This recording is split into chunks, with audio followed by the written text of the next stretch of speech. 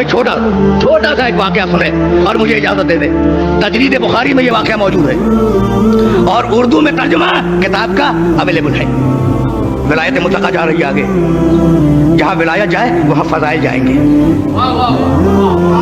جہاں فضائل جائیں گے وہاں نورانیت رسول جائے گی.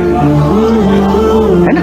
اب عرض کروں, دو شخص ہیں, ایک خاتون ایک ان کے شوہر, اور دونوں جلیل القدر ہیں, اور بڑے ناز سے یہ بات ہو رہی ہے کہ میں افضل یا تم افضل. شوہر نے کہا میں افضل, میں بہت پرانا ساتھی ہوں رسول کا. کہا میں افضل, میں نے رسول کی بڑی خدمت کی ہے. اب زوجہ کہہ رہی ہے. کہا نہیں میں افضل, میں نے سفر میں, حضر میں, ہجرت میں, غیر ہجرت میں ساتھ دیا ہے, جنگ میں. میں افضل. کہا میں نے رسول کے گھر آنے کی خدمت کی ہے, میں افضل. اب بحث ہو رہی ہے نا. اب انہوں نے اپنے فضائل گنائے, انہوں نے اپنے فضائل گنائے, اور فضائل ہیں کہ ختم ہونے میں نہیں آ رہے ہیں. اب بڑے لوگ ہیں نا, شخصیتیں بڑی ہیں, شوہر بھی بڑی شخصیت اور بیوی بھی بڑی شخصیت. کہا کہ جب بات بحث طویل ہو گئی تو کہا کہ چلو رسول اللہ سے فیصلہ کروا لیں کہ یا رسول اللہ ہم دونوں میں سے کون افضل. بھائی عجیب و غریب مسئلہ ہے, تاریخ میں جا کے دیکھیے گا. میں نے رسول کے ساتھ جنگوں میں شرکت کی. میں نے بہت پہلے جب لوگ کافر تھے تو رسول پہ اسلام کو قبول کیا اور رسول کی رسالت کو مانا. میں نے ہجرت میں, غیر ہجرت میں, سفر میں, حضر میں ساتھ دیا. اور ادھر زوجہ فرما رہی ہیں میں نے رسول کی خدمت کی, رسول کے گھرانے کی خدمت کی, میں نے دن رات ایک کر دیا رسول کی خدمت میں, میں افضل.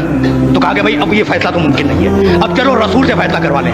آئے دونوں اور کہا کہ یا رسول اللہ ہم دونوں میاں بیوی میں یہ بحث ہے کہ ہمیں افضل کون ہے. کہا تمہاری بیوی افضل ہے. بھائی بس میری تقریر تمام ہو گئی, تمہاری بیوی تم سے افضل ہے. کہا یا رسول اللہ دلیل. یہ ہے ایمان بے رسالت کا, رسول سے دلیل مانگی جا رہی ہے.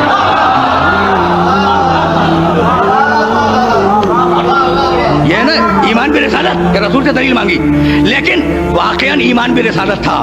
دلیل اس لیے مانگی تاکہ آئندہ آنے والی نسلوں تک وہ دلیل پہنچ جائے. کہا کہ بھائی تمہاری بیوی تم سے اس لیے افضل ہے کہ اس نے حسن کی ولادت میں دائی کا فریضہ انجام دیا تھا. بھائی کچھ بات واضح ہوئی. اب مجھے ایک جملہ کہنے کی اجازت دے کہ تمہاری بیوی تم سے اس لیے افضل ہے کہ اس نے حسن کی ولادت میں دائی کا فریضہ انجام دیا تھا. تو اب مجھے جملہ کہنے کی اجازت دے دے کہ جو حسن کی دائی کا مقابلہ نہ کر سکے وہ حسن کے باپ کا کیا مقابلہ کرے گا.